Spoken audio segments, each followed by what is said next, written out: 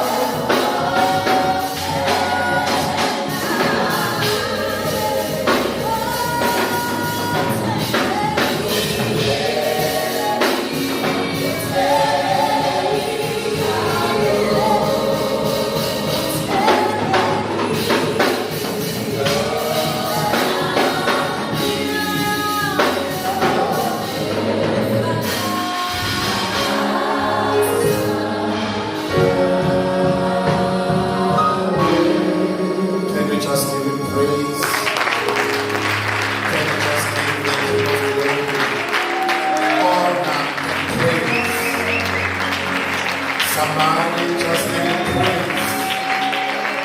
Can we just shout hallelujah?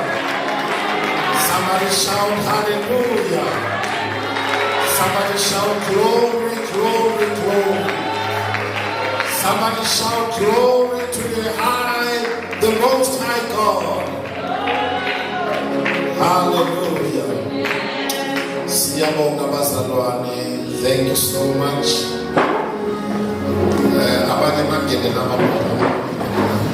Thank you so much. God bless you. Oh, I'm sure that I remind by Peter. I believe so. Greetings once again, Elder, and all the elders, and all the deacons. Sibudisela nyango yaphela kahle kahle usuphelile. Siyabonga ukuthi basasekhona abazalwane abakhonzayo noma kunjani.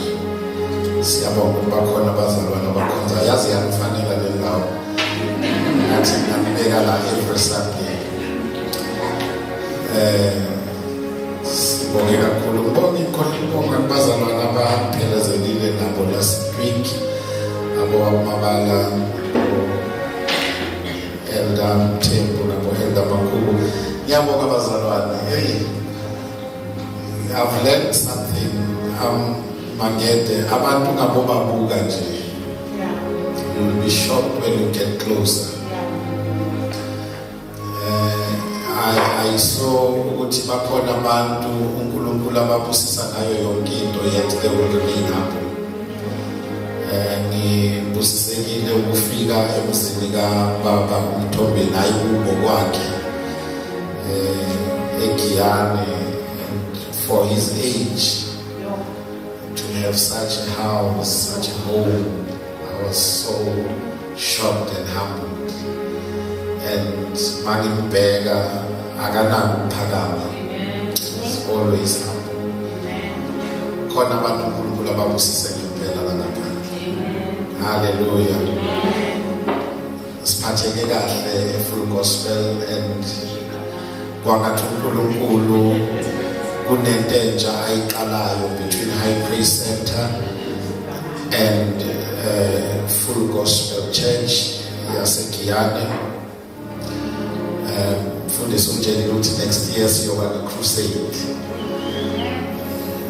Theba communicate masinyane so that abasebenzayo bathatha ama-leave niyojabula ukuthi sihambeni ngobuningi siyeni ku-crusade siyowina imiphefumulo. Hallelujah.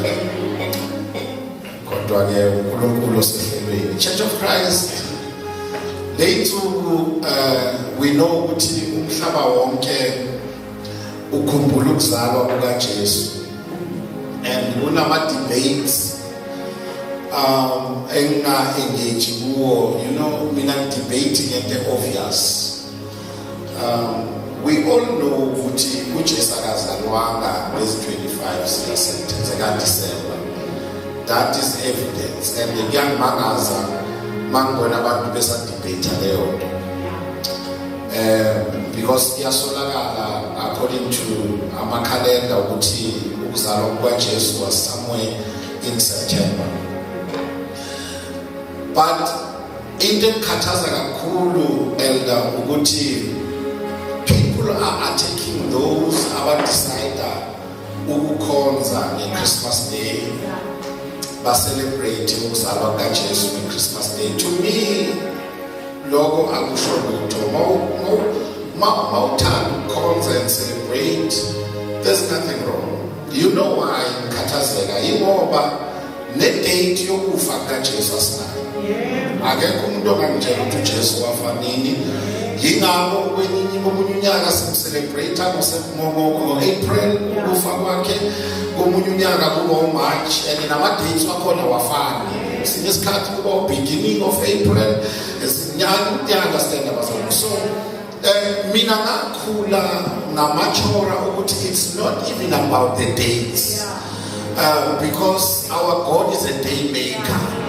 He can turn next week Wednesday to be a resurrection day, and we owenza amalanga. So ilanga, it's not important.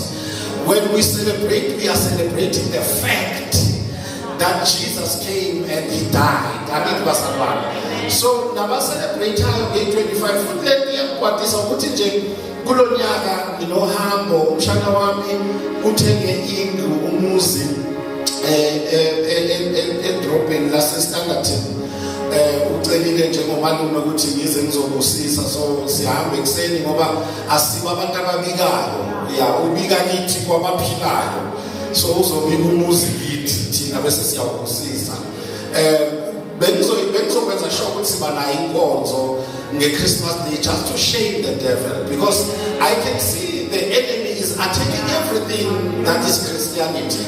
For an example nje kunezigebengu zesiphambano manje ezi-attack ne-tithe. They will tell you ukuthi i-tithe ayisebenzi manje ku-New Testament, i-tithe the-Old Testament. But when I read the scripture, it is written ungabulali, ngembi, ungafakaza amanga ngomakhelwane wakho, ungafisi okwamakholwa. That is an Old Testament scripture. Kodwa kusaseyisono na ku-New Testament. And the mistake abayenzayo, uJesu akazange athi abantu bangasatithe. When he was talking to the leaders, Israel, you guys are bringing the tithe here, mint and all that we are. But you have neglected the other part, which is important to Jesus. Let us show me, but with what? Righteousness. Let the justice. Jesus show me as an outward show. And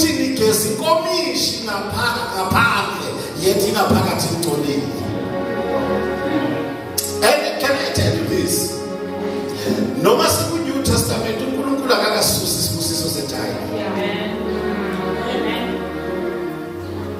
yeah. They know, the enemy knows, as long as we are not depending upon the government. Stress, he wants to regulate the churches. He can't regulate us because we don't beg him. Yeah. Amen. Namanje Mabala is viewing a place. Funala Matandas is viewing a place. Ngibe ngayo ibona kukhona indawo esizoyithenga thina siyirepresent. And angeke siyokokoda sifuna funding government. We are able. And the leyo yenza izwe libe neheadache because they cannot control us. We don't need anything from them. Amen. One thing about the government, once he gives you something, he will control you. Yeah. Hallelujah. Amen. So, nginomlayezo wokuzalwa kukaJesu. Deliberately so. Sikhulumile ngezinto eziningi concerning ukufika kaJesu emhlabeni. But there is a part and feel neglect, and it is so important. That is the virgin birth. uJesu wakhulelwa yintombi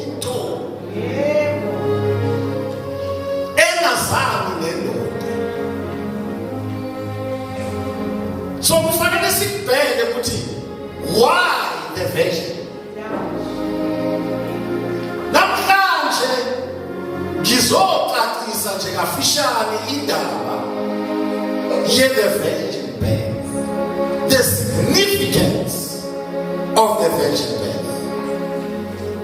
I see Saki foundation by reading the scripture in the Old Testament.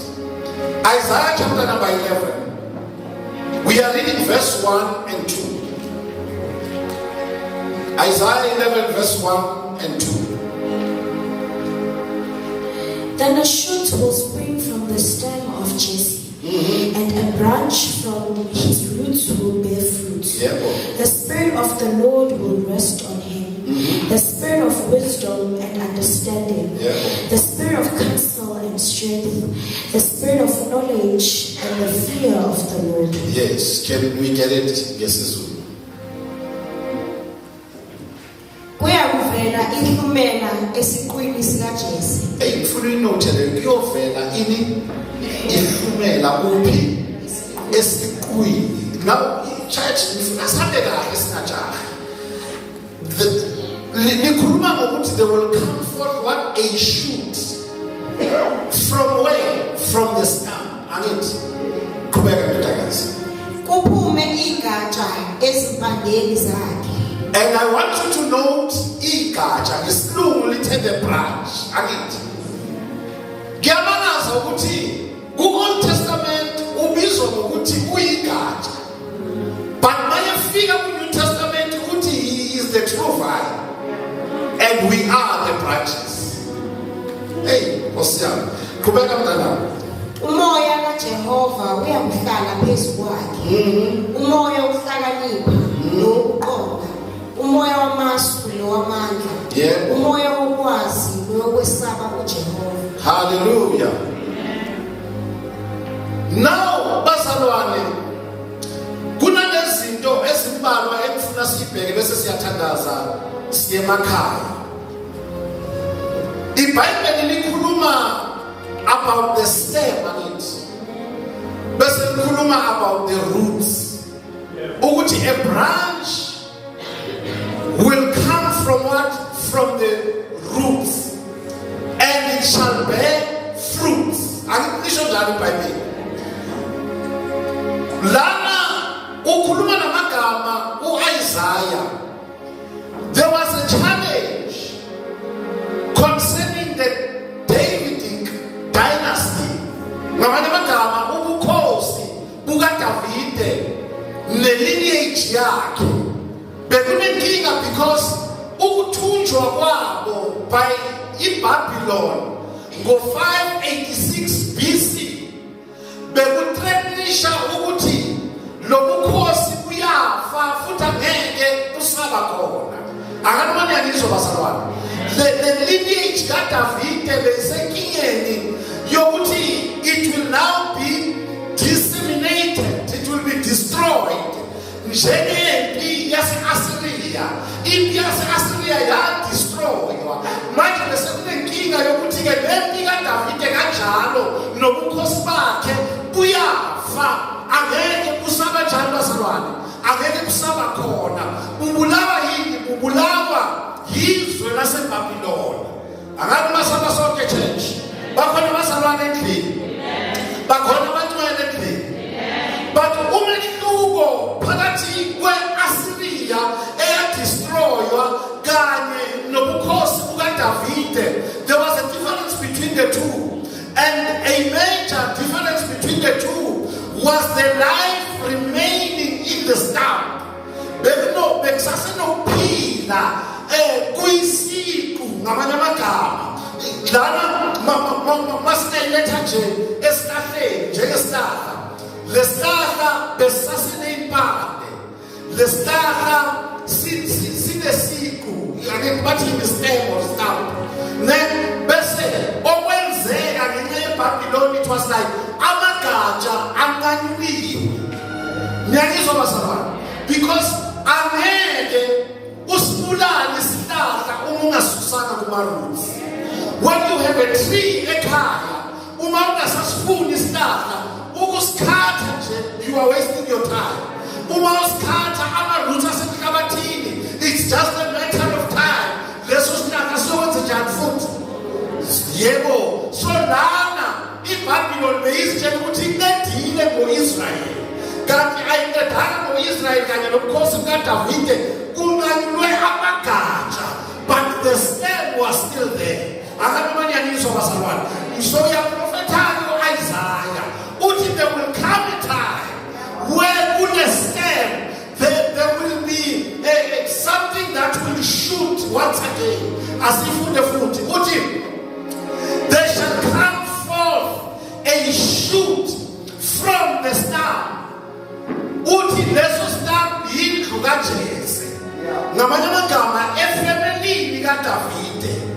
Uyaprofeta ukuthi efemelini kaDavide ikhona into ezovela. Kahle kahle kube iBabylon wanted to eliminate Israel angasabi khona. They were supposed to get rid of the entire family kaDavide.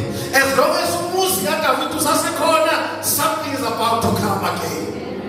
So now Israel awukakapheli. So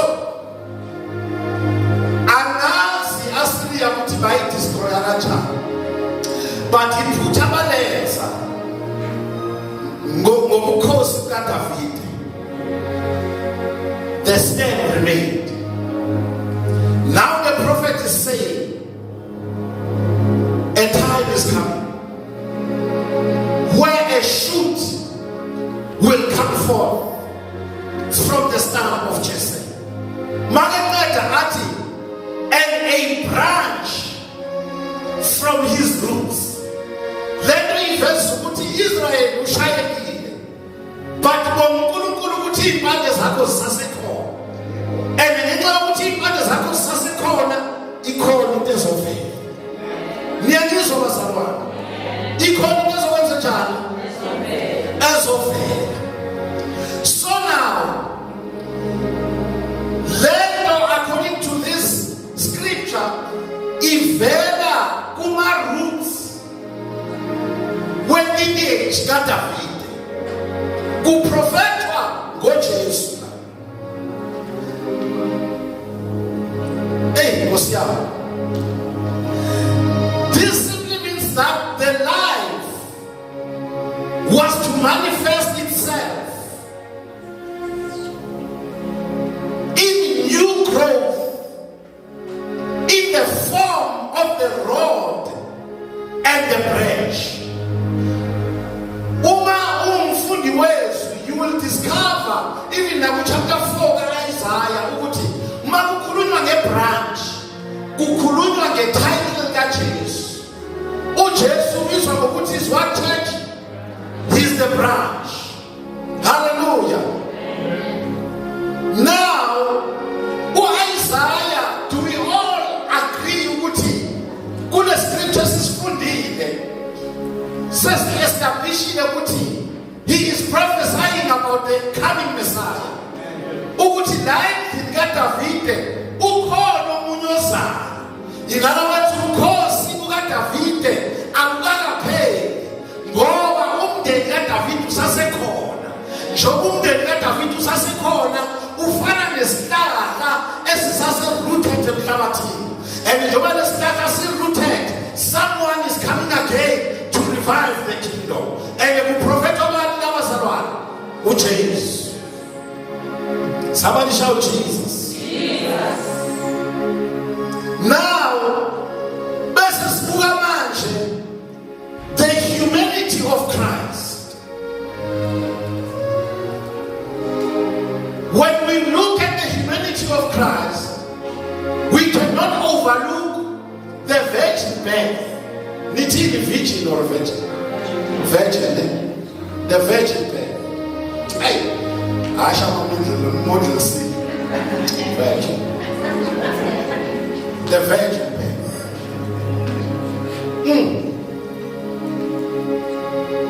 So scripture clearly asserts that Jesus was conceived in the womb of his mother Mary by the miraculous work of the Holy Spirit and without a human father.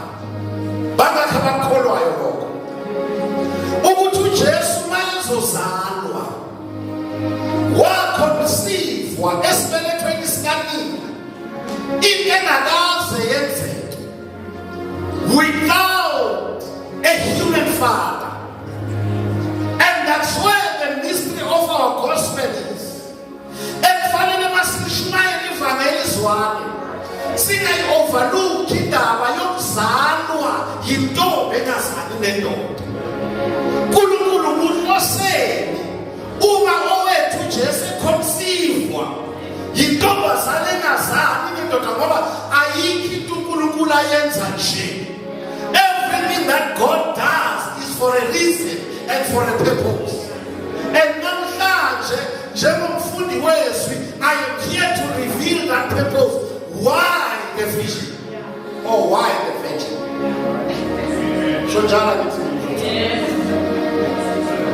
I'm here to help somebody. Why the virgin? Oh, Gosia.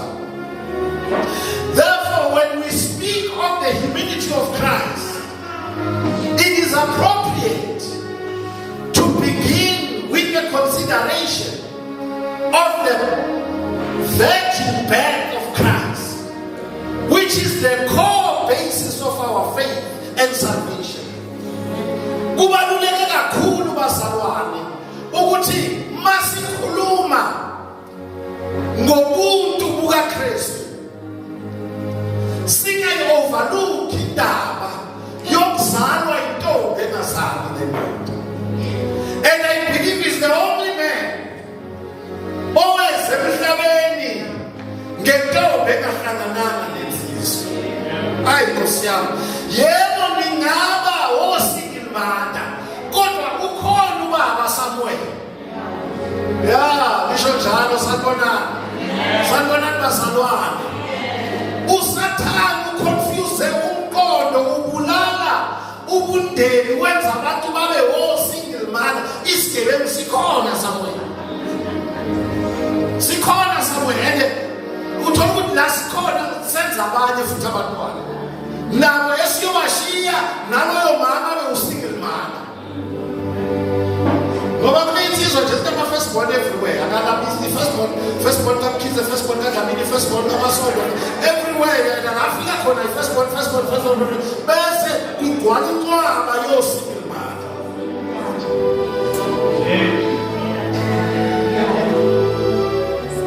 single kanjani khona ubaba munye uMaria bazalwane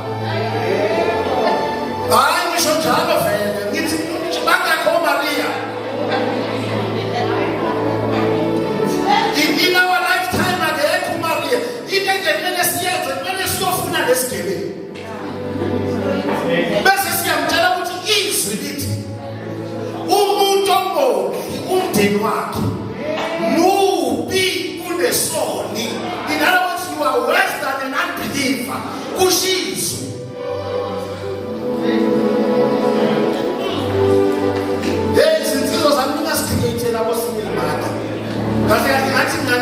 We have enough now. It is God who ordained the family setup. Reality, smoke.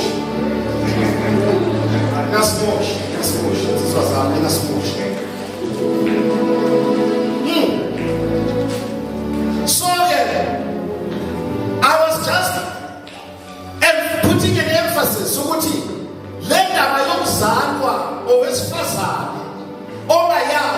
it is the core of our faith and our salvation.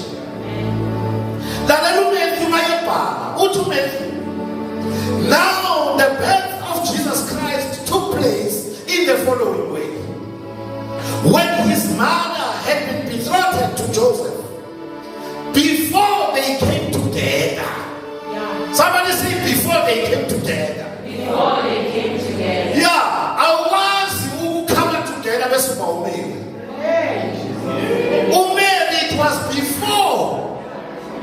Somebody say before. The only Mary some recognize her or what and the Kanuti, my single mothers don't feel bad. You just gave us your chance. Mobi Bible movie. Kushi, Wakushobi. Nenza kuti bafana bamninga shaya ma keyboard na ma guitar ningo this it movie. Kuneso.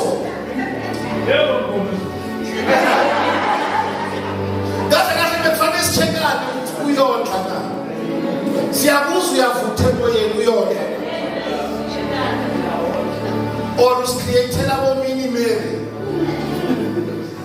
an official Mary. Sit back, so put on a tax. We all not just a tax. Do you know what you not get out of movie that's supposed to come back? I enjoy a friend and who's born is cool. You can try to get a Muslim secretary. I like to say, it's a nice feeling, boys. It's a nice feeling in police.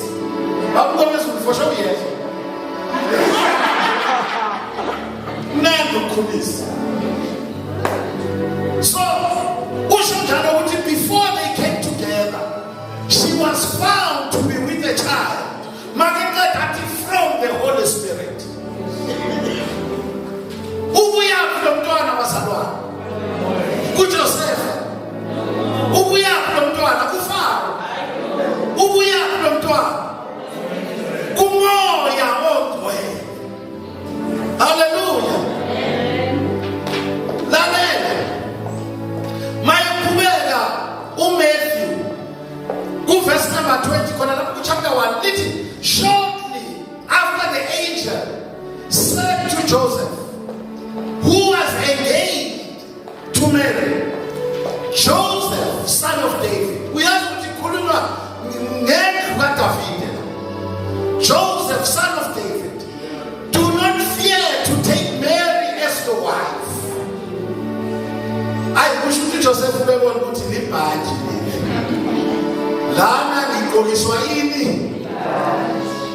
yo but ayikho shaya njengento kaMary ukuthi iBhayibheli limbize ngokuthi she's favored suddenly sekanomntwana ongaphilonge kule khaya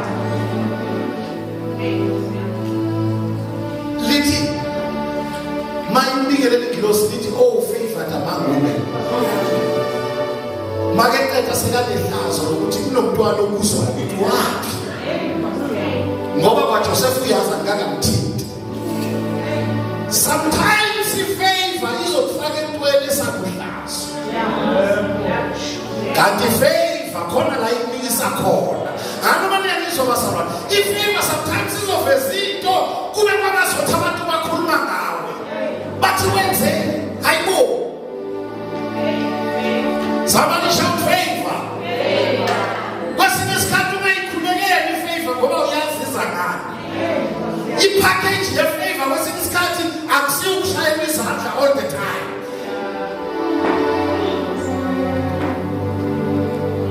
nasabi Joseph ukumkhatha for that which is conceived in her is from the Holy Spirit. Yes, Kabini, verse number 18, verse number 20. Lento ikumoyo twe.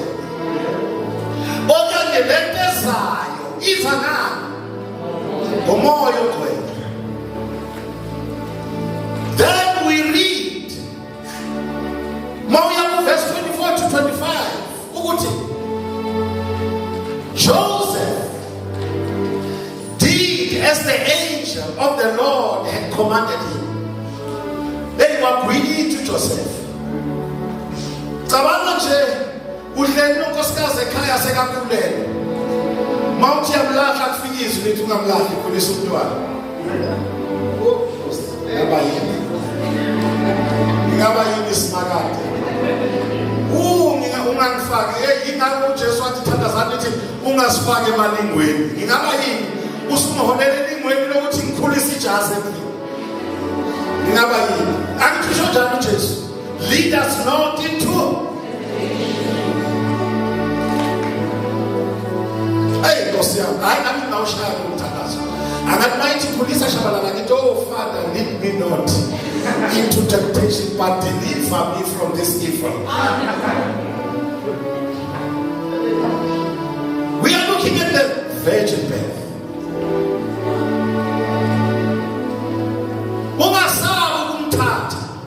Ngoba lento ikhulelwe ivela phi moyo igcwele. Then the same fact was affirmed by Luke when the angel visited her and told her she would bear a son. Umary uyabuza, how will this be possible?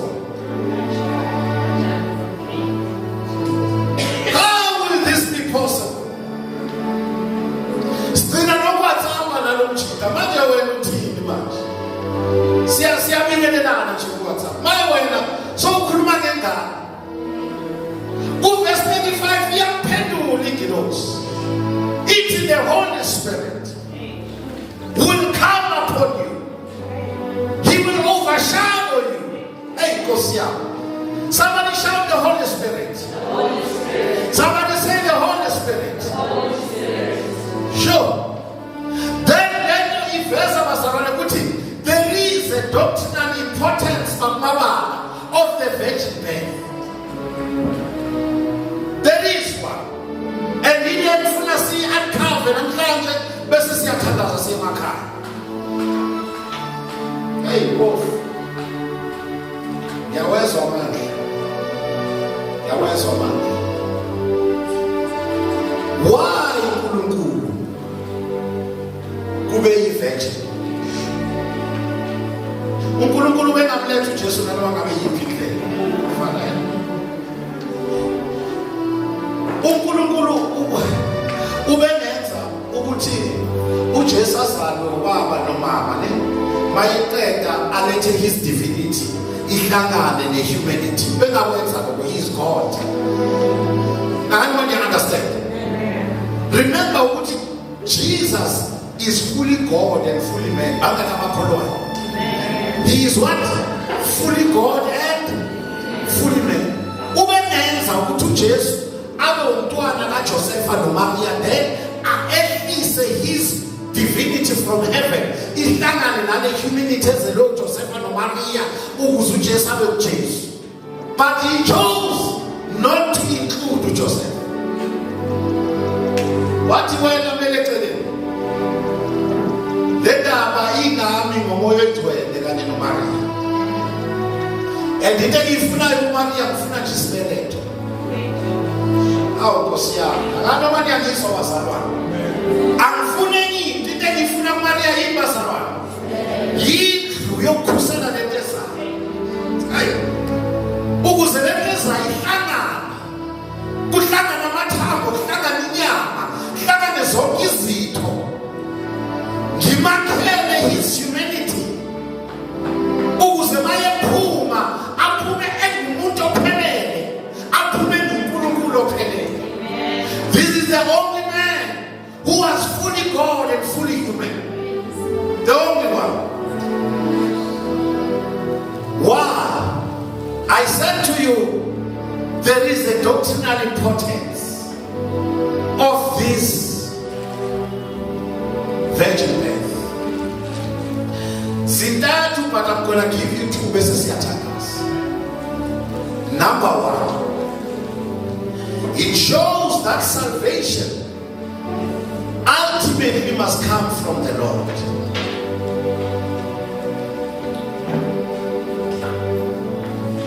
iBhayibheli lithi ayikhethiso umuntu.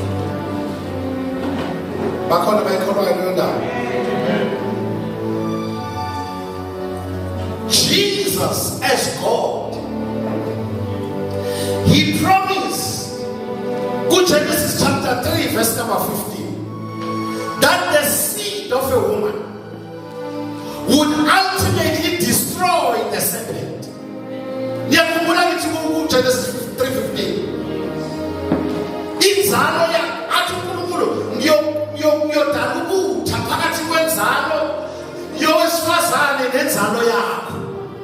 Athi wena uyawulimaza isithende yena uyokwenza njani? Uyokhoboza ikhanda, will crush you. So God brought it about by his own power, not through human effort. In other words, let's take this Genesis chapter 3:15. uNkulunkulu akafunanga human effort. Ufune ukuthi ayenze yena personally eNkulunkulu.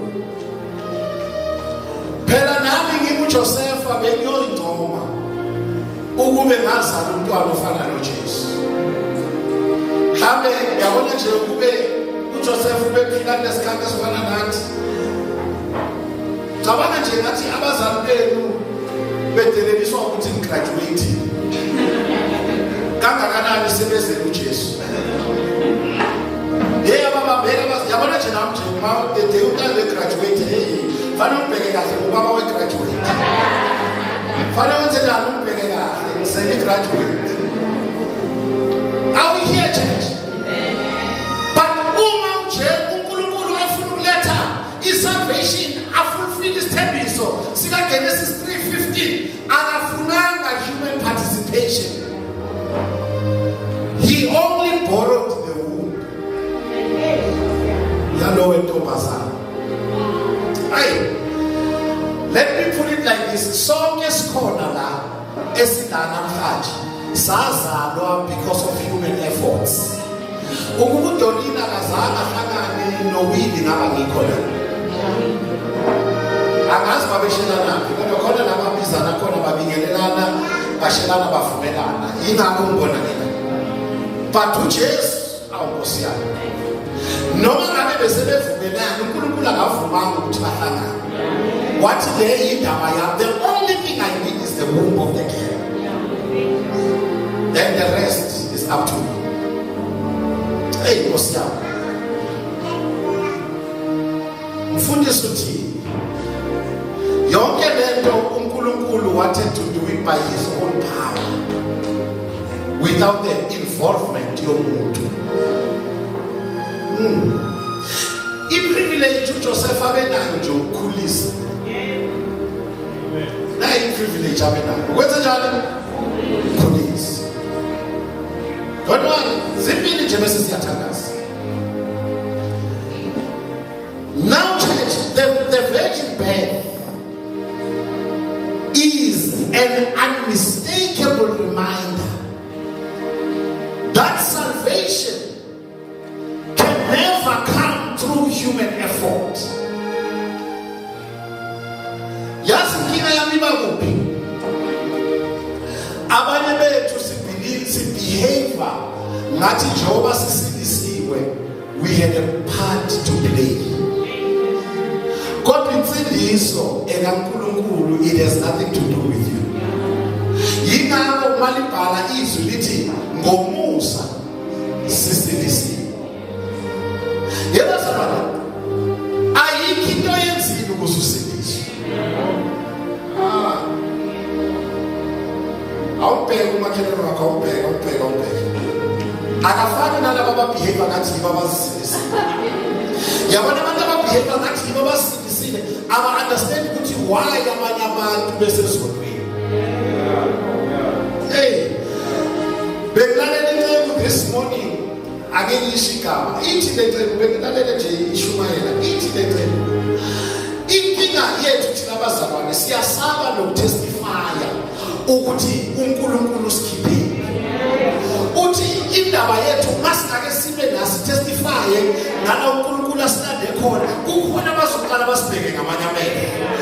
Abanye bayosusa abantwana babo ukuthi ungasondeli kuye, uyamazi ukuthi uyaphi, because abantu bacabanga ukuthi njengoba bona besilisiwe kungamandla abo. Uthi nomfundisi mayeqhubeka ukuthi isimanga ukuthi nawe uNkulunkulu khona la kulande khona. Uma uNkulunkulu ekulande somewhere kusho ukuthi angalanda nomunye somewhere.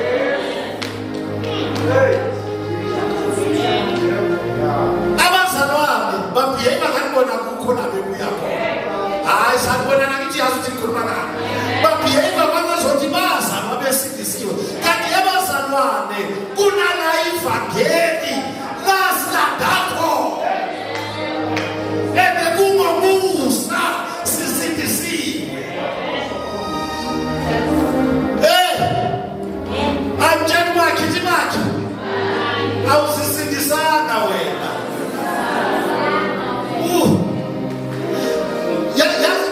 Uthi nomfundisi engos umuntu behave abangazothi yena zaka experience transformation.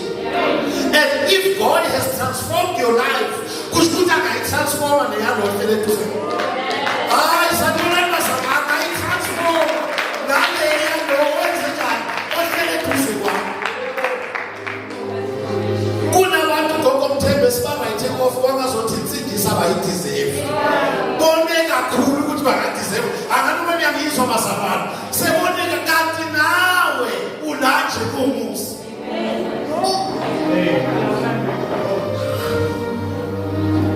Hayi sanibonani Thomas. Likanthwarela ke. Ngikhulunyiswa ukuthi mina bazalwane ngalesikhathi sonyaka I become an opportunist yokuthi ngikukhumbuze ngokuzalwa kaJesu. Noma ngazalwa ngoDisemba, but I take this opportunity to remind you ukuthi wazalwa yinto. And i-salvation yethu yakhandwa kanjani?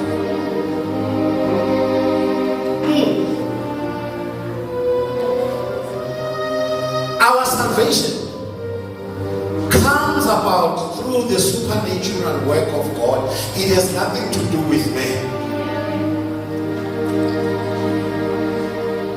Mama, sometimes umashumayela abantu sibizi altakhola abantu besilisa sicabanga ukuthi yithi akithi uze ube worried uma umfundisi ushumayelile wabizi altakhola kwamakhona umuntu osifumana nebandla balibona kunabanga khona umuntu oshukusukumayo licabanga ukuthi awushumayelanga zona ushumayeli lobiza akhona kusumanga noyedwa weho useyabanda mpophe ushabana useyabanda mpophe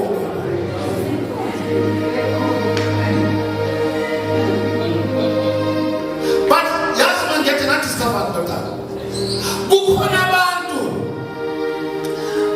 abahlatshwa umcibisholo eNatal bazowela mawubizi alcohol ubabone beza ngeinyembezi akusilezi olushumayela yile into bahlale besemvuselelwe eNatal ukuthi abalutholanga ithuba lokuphakama kodwa ngoba manje sebayezwa ukuthi nanti ithuba bese bayeza bese wena uyababala ngazothuwe uyazi sometimes izwa lihlaba awubi sometimes like lihlaba ube nenkani yeah ngasindiswa ngo-1995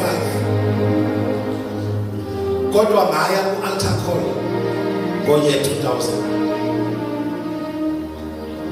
5 years later kwangikhani ngiya ku-altar call ngithi Jesu ngiyakwamukela njengenkosi nomsebenzi and ukube lowo mfundisi wayekhuluma lapho wayebhayisa wayeyocabanga ukuthi ngihlatshwe lento ayikhulumayo kathi ngahlatshwa yinto engashunyayezwa umuntu ngihlele kudeskini esikolweni engibuza nje umbuzo ukuthi kwalaphi ukuthi usindiswe kwaba umbuzo wa-ekhowa impilo yami 5 years lokuthi ngezwa ukuthi ngiyayifuna lento yensindiso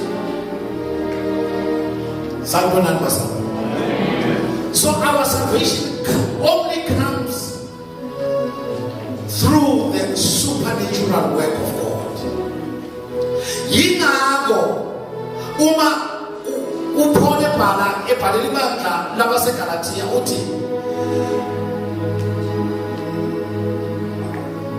then God sent forth his son born of a woman born under the law to redeem those who are under the law so that we might receive adoption as his sons. This is the sokuqala sale virgin birth esokuthi si understand ukuthi salvation has no human effort in it. I'll tell my neighbor,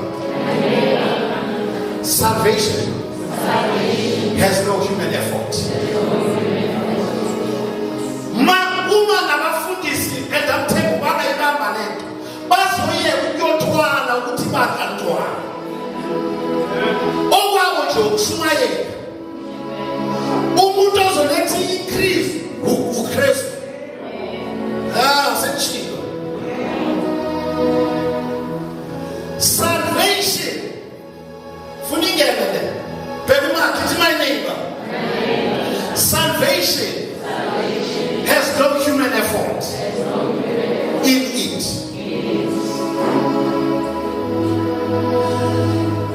Levaneli ngakenezwa abashumayeli bakudala bendiza ngokuthi umayekise.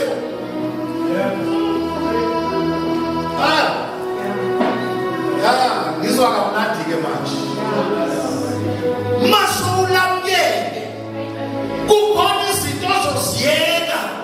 Without your effort, ngoba lento yevangeli has no human effort in it. Yingala abanye benu nihlala ninama New Year's resolution kodwa njalo niyawa phakathi nonyaka. Yabona nje masiqala sithi 21 benza ama resolution kodwa yabona nje mina sengiba umntana kaNkulunkulu nalento yongoma sengiyayeka angisayifuni lento ephuzwayo sengiyayeka ukoma ngoba usasiyamandla uyasho ngoJanuary February 14 uphakathi sabonani bazalwane say my neighbor salvation has no human effort yabona nje mina mfundisi senginsizwe singisiwe yabona sekalasho lapha yabona ngiyaziyeka intombi ngiyahlukana namantombazana bangamandla akho unamanga siyoqhamuka ingane zami ithwizile sihamba kancane siyobona usuveveze ngoba uyeka ngamandla akho kodwa mawuphonsela konke kuye uzothi makhamba isikhathi besiyamangala. How did I make it this far without A, B, C, D? Nisibona sinje khona izinto ebesingakwazi ukuphila ngaphandle kwazo. Kodwa ngenxa yokuthi isalvation ayinkosi yami. Yebazalwane basikhona ivangeli isikhoneni. Umayekisa. Kodwa endaweni njena lapha eFosto wathi yemfundisi ungangiboni nje mangisindiswa ngishaya isitembu. Uthi bani yena ngasindiswa nesitembu sami. Uthi kodwa ngelilanga nasikhanganye ngezwe ukuthi asafana. Ngoba khona into ethi lento isikhathi sayo senzele amazalwane. Uthi ngasiyeka ngalelo langa up until today I am free from it. Someone number one, I have a question. So many years usindisiwe yinto yini? That's why uhluleke usayiyeka ngamandla akho. Kodwa mawungakuhlabelele lengoma ethi unamandla andinawo bese uthi inkosi nasi isilingo ngisibeke esandleni sakho uthezwini lakho uyayithula imithwalo ngiyakutshela mina uzomangala kuhamba isikhathi ungasayizwa necraving bathatha sishumayela kanje uzothi hayi khona uncangathele angiyezwa ngisemoyeni balakhona honesty awubheka makhelwane wakho unaso ngawubheka nje yini ngathi honesty ngathi konke ifunayo awumtshele thi my neighbor salvation has no human effort. So ukuzalwa kukaJesu into engafanelanga nendoda must be a reminder to you today ukuthi salvation has no human effort. And masinayibamba leyo kokomthembu abantu abawayo ngeke sihlele ngabo siyobakhulekela sithi sikhumbulizwe lithi olungileyo a righteous man can fall 7 times but 7 times he will do what? I'll be my neighbor. I will rise again. I will rise again.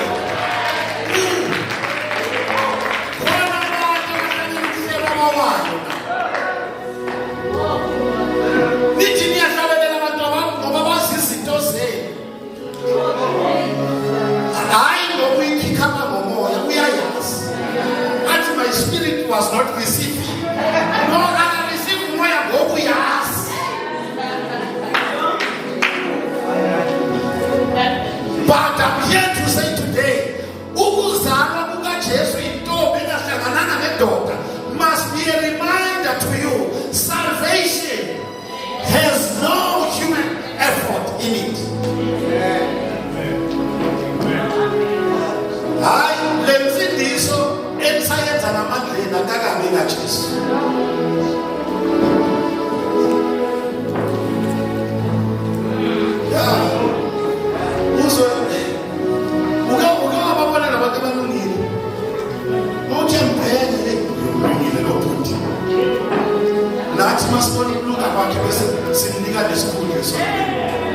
Just because you need what are these ways you need ukulunga kwemvelo kufana nezindwangu ezidolileyo. In other words, uma usazilungisile wena okakani ithi makhelwane angeke uzisindise manje wayefuna abanye bazisindise kulokukhomba amaphutha abo. Wayengabathwali ngomkhuleko uye kulo owasize yakhe impilo. Hey Nkosi yami, akanimane ngizwa basabani Mina ngizwe uJesu athi unless I am lifted up, unless the Son of Man is being lifted up, uthi if you can just lift me up, I will draw men unto me. Silapho basilandile.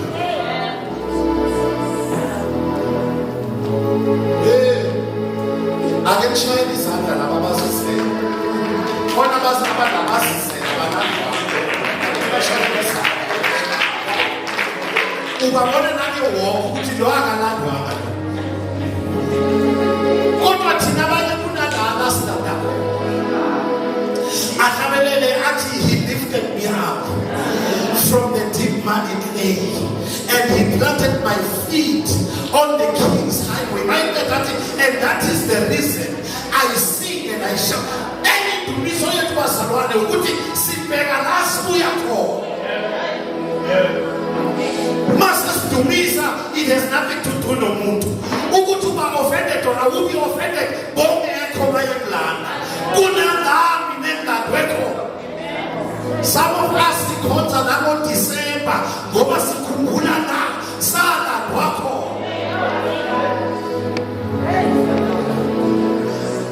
Yazi konke ngibheke ukuthi ukube uNkulunkulu wangiyeka ngahlala ePretoria ngabe ngimesi.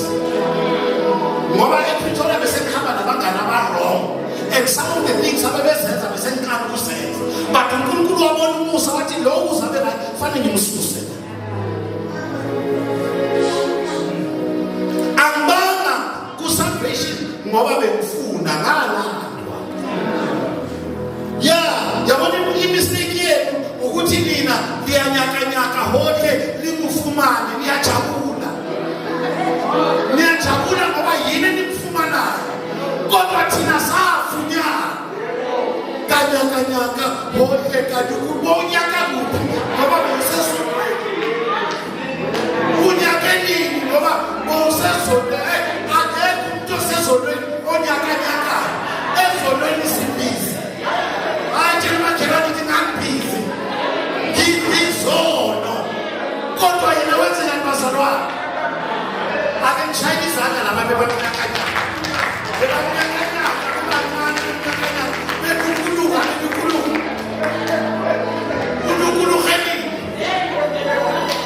Ngoba uye owayeke su-99 wayofuna wena. Abanye benulande emantombazaneni, abanye wabalanda otshwaleni, abanye bathole bedlimithi. Angabe uyazi ukuthi ufunyelwe uzohlabelela njengakuthi wamthatha Jesu ngothando lwakho wamphakamisa. Mina ngeke ngihambe labanakazi iminyaka. Mina ngazi uJesu obamba abafana bazela amantombazane esontweni. Umfana azela ukuzoshela, azela ukuzoshela. Let izwi limhlabe kuphela ukushela sidiswe. Abanye benu nisidiswe ngoba bazama manifestile ukubeka. Ukube beningafostanga ngabantu. Baba esihlabelana makasitha unyakanyaka salikuluka. Nalaba bhanqa ingoma fanele sibahlobo. Umbuzo ukuthi wawunyaka kuphi? Ngoba masiye emadlozini akithi asifune Jesu. Akekho umuntu onenkanje umuntu ohlala emadlozini. Masenze izinto zasemsamo asifune Jesu. So sasingamyaki sasenza izinto zasemakithi. Wasilanda phakathi emadlozini. Wabuya nathi. Wasithwala. Wasisibeka endaweni egcwele. Ukube ukhona umuntu owazi ukuthi wafunyana ngabe unika udumo manje. Ukuthi ukuba siwumusa ngafunyana Jesu. Wamthola ngakekile. Wamthola ngisengozini. Wamthola ngikele kodwa ngomusa. Abanye benu kufanele ngabe ngoNkulunkulu nake mdeni akulaphe kuyo. Ngoba unyakeni ukuthi yosindiswa. Sanibona bazalwane ithokoza. Akekho umuntu ohlele esonweni ofuna uJesu. Kahle kahle mawuza uzobatshela uJesu uyaba-interact uyabadina.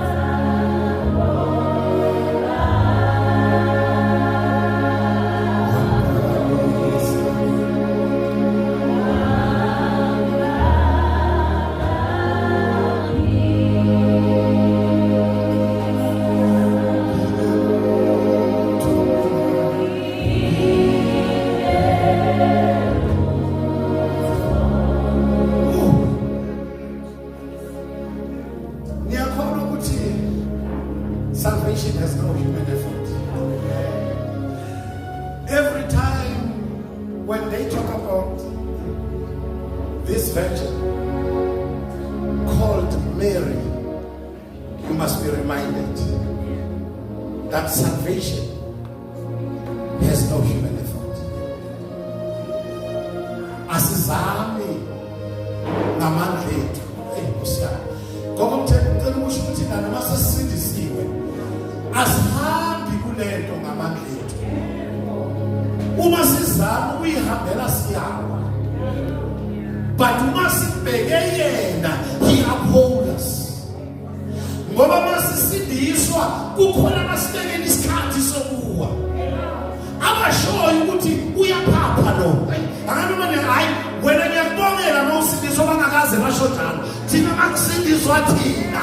Bathi lo uzowa. Kodwa ngenxa yomusa. Kwathola ukuthi ngihamba kulento hayi ngamandla. Noma ngabe bese ngifuna ukuwa bengikaweli. Sekela ngesandla somusa. Ohlabelela kakathi esandleni somusa ngiyagcinwa noma kungathini. Kahle mase ngishumela kahle bantu ababi ngizotshela mina ukuthi uma sowusindisiwe uNkulunkulu akabasusa amantombazana. uNkulunkulu akabasusa abafana. Ziba khona lezinto wena bese uyagcina.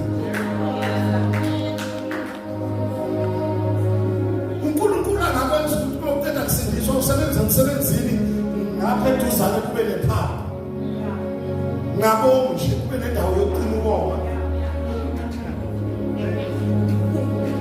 ngabo ngapha nje eceleni kunendawo yakho badamane bekubema abangani Friday bathi hayi ngizala just udlule sithi hayi wena siyaza ngithi sokuthengela ijuice yakho kanti usathana yakudonsa izwi lithi balekani kuko konke okubonakala kukubi.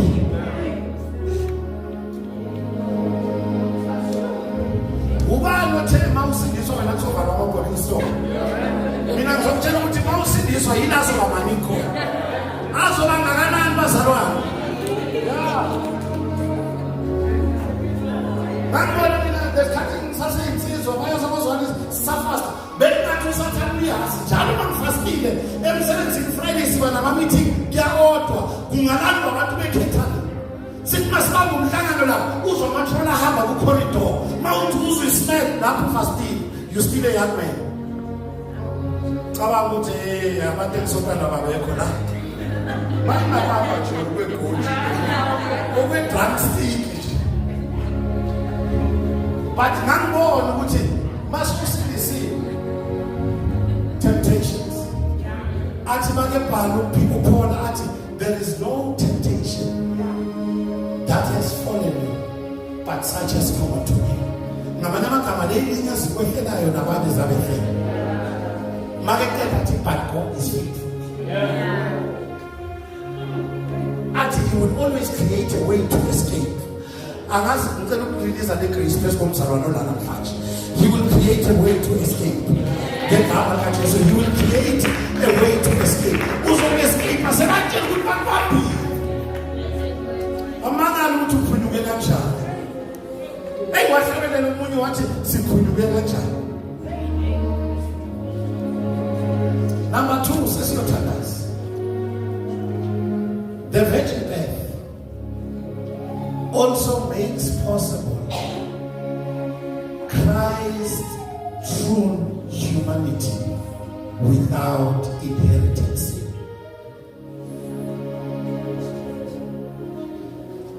Siyasasoka in the scripture and I'm telling you sithi bonke bonini basilelwe ikazimulo all have sinned. But uJesu makezalwa he did not inherit the sin. He was pure, the only man who was pure. All human beings have inherited what we call legal sin or legal guilt and a corrupt moral nature from their father Adam. Lithi ngomuntu munye. Ngomuntu munye. Isono senzekani? So bonke bona ngomuntu. Bese lithi ngomuntu munye futhi. Adam wesibili. Awu Nkosi yami. Ake ngishayele uAdam wesibili sakhe.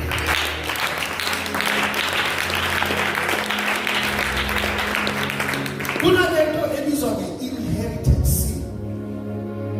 Amanye amasikole ayibiza ngokuthi original sin. Yile sonto sithi mawuzalwa nje uzalelwe kuso. Kusho njalo uDavide.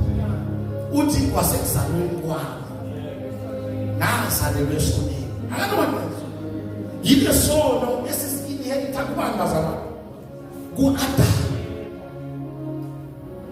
But the fact that Jesus did not have a human father, kusho ukuthi the line ka-Adam was interrupted.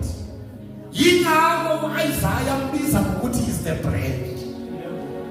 Ube interrupted the line yesono. Ucontrols the new line engelasono. Ake ngishayele uAdam wesibili sakhe. Yabona lezaba ziyamfanele manje. Uma ngithi shayela umfundisi sakhe. Kanti ngishayele uAdam wesibili. His name is Jesus. Owangamula iline yesono. Bonke bazalwa ngale line e-inherit isono sika-Adam. But what yena mangifika mina ngiyangamula sekuvela ibranch entsha engenaso isono. Yingakho ithi never father. Jesus did not descend from Adam in exactly the same way in which every other human being has descended.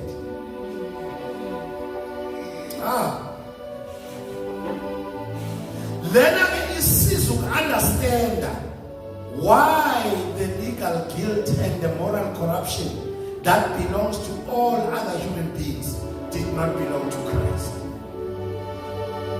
Bangakabakholwa ukuthi bengenaso isono sika-Adam. Niyakholwa ukuthi bengenaso. Ake ngishayelisa.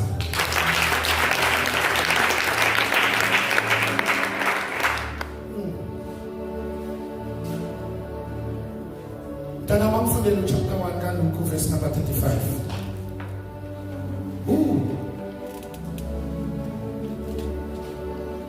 Lamb of God, seated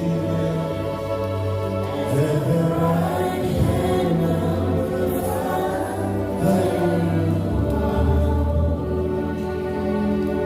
Holy, Lamb of God, Lamb of God.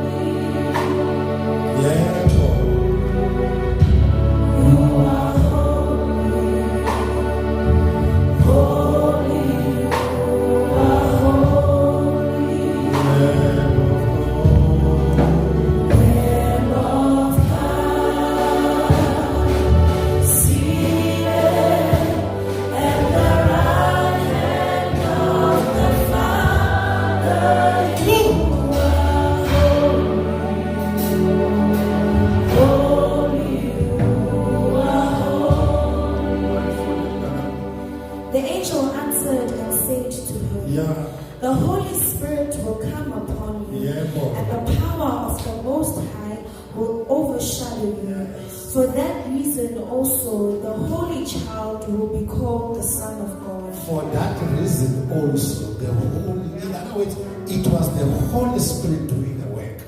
So that the child also will be what? Holy. Mamina mamazwa abantu abano Holy Spirit kodwa bengekho holy. But it's a subject for another day. But now, the Holy Spirit was involved in creating komzimba kaJesu so that the child, in other words, uThevela he was holy. Akalindani altakhona evela he was what bazalwane because umuntu wayengineera ukuba khona kwakhe bekubani bekuholy bani Holy Spirit bangakhabazelwe ngomoya bangakhabazelwe ngomoya ogcwele na question is so zelwe ngomoya why never holy ngoba lo moya usizana ukuthi sibe holy.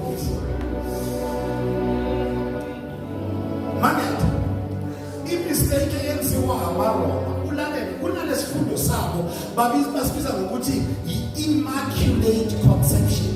Yazi i-immaculate conception, they are saying Mary, just like Jesus, she was conceived holy.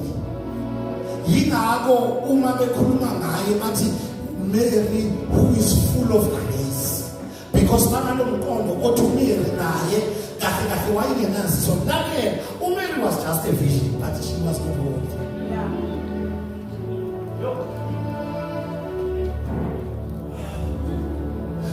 Lamabandla khona ukuthi uMary was holy, they even worship Mary. Yingakho uzothola nasemasontweni amo kunesithombe sentombazana. Abantu bandiyezwa bazalwane but ngizosho nomntana Thomas akekho umunye holy.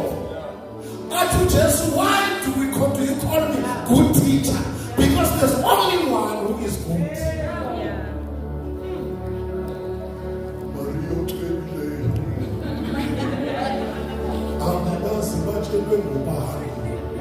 Because it's only Jesus. Somebody say only Jesus. Somebody shout only Jesus. He's the only one who is holy. Therefore, immaculate conception is wrong. It's a false doctrine. You know what happened? Bekuyintombazane eyintombi. But the Holy Spirit had to come in to protect the Lesozana. Ukuthi inherit lesono sika Maria. Ingamu lesono sika Adam. Mayiphuma lento free from isono sika Maria, free from isono sika Adam. Not only isono sika Maria lesono sika Adam, but even nama cases ezanaso. Yingakho-ke uma inkosi yami uma sesimamukele thina nathi we become holy njengaye, then every generational curse become broken.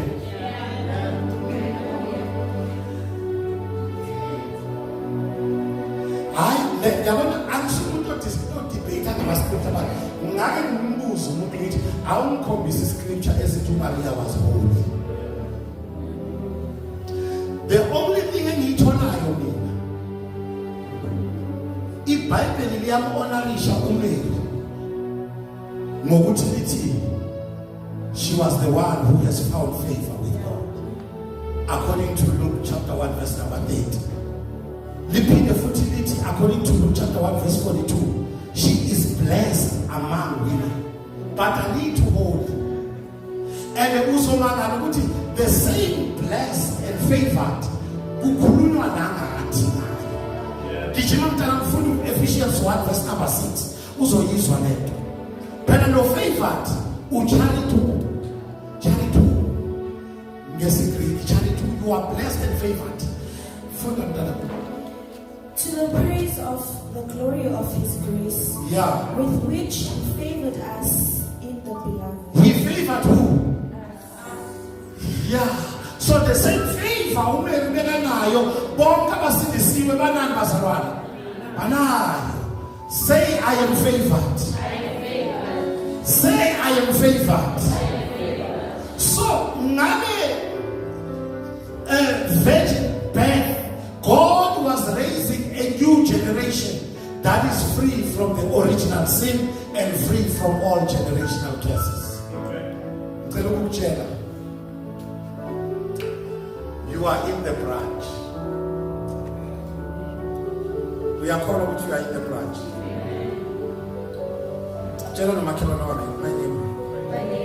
I am in the branch.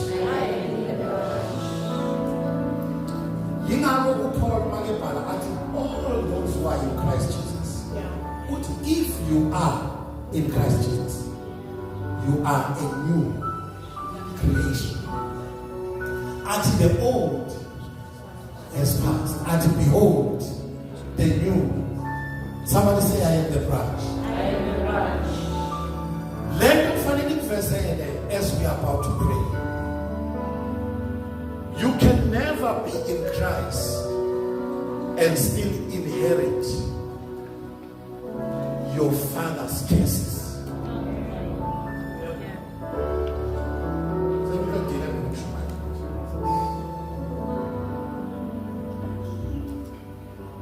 Phela siyahlabelela mina ngikhumbula kuma SCM kwakunengoma esasihlabelela yayithi I am a new creation.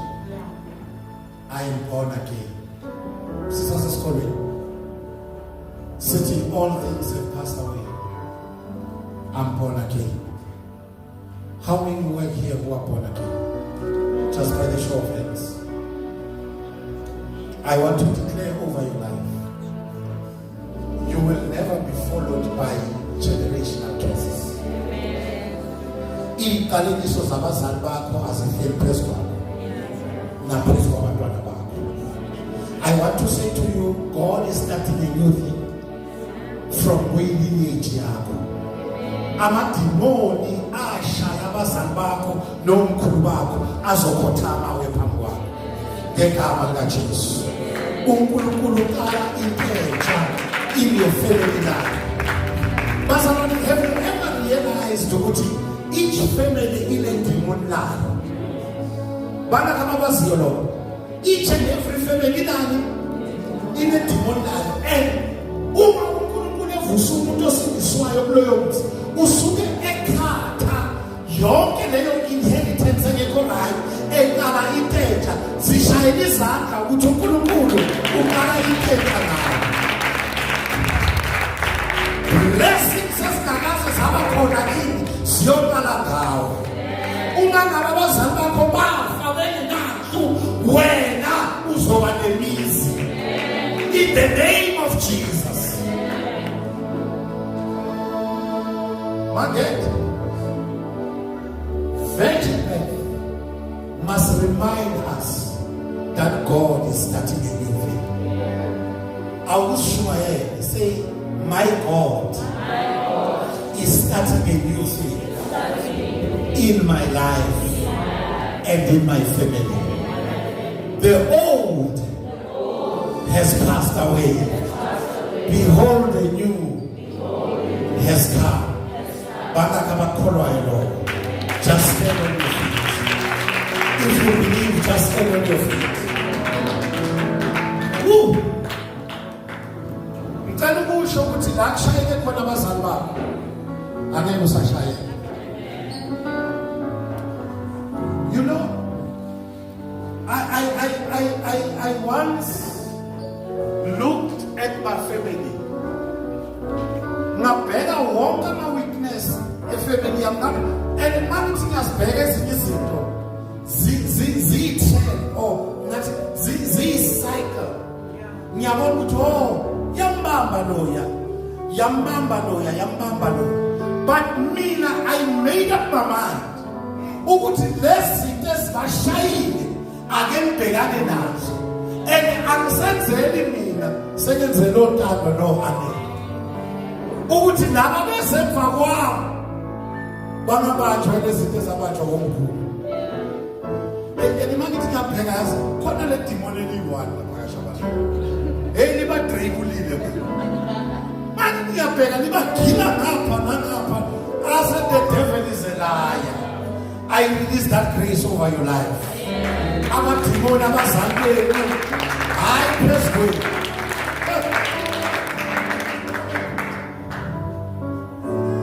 bekumakhithi mayini namhlanje uNkulunkulu uqala intentsha yayingakaze yabakhona into ye-virgin birth kodwa uNkulunkulu wayiqala. I don't know yini le ayenzayo ngawe, but today God is starting a new thing. Somebody shout a new thing. Shine uNkulunkulu wami izandla.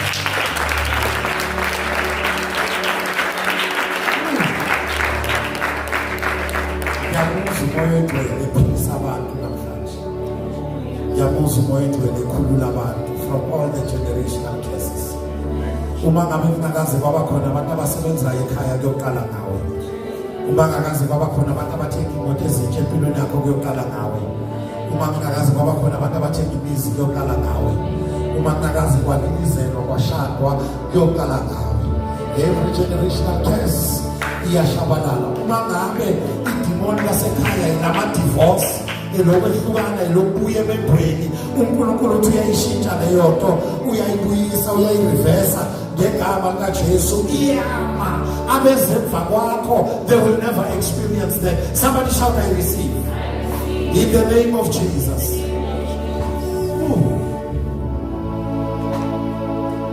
How close?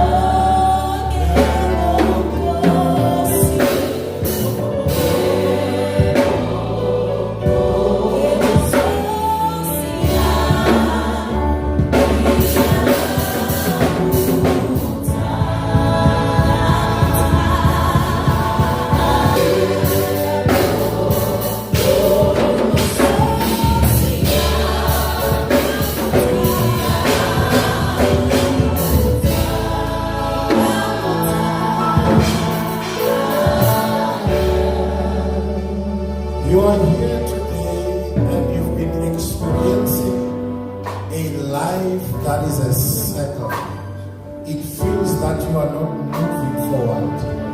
It feels like you are just going around in circles. Every year when the year ends, it's like deja vu. It's like I've been here before. And I am tired.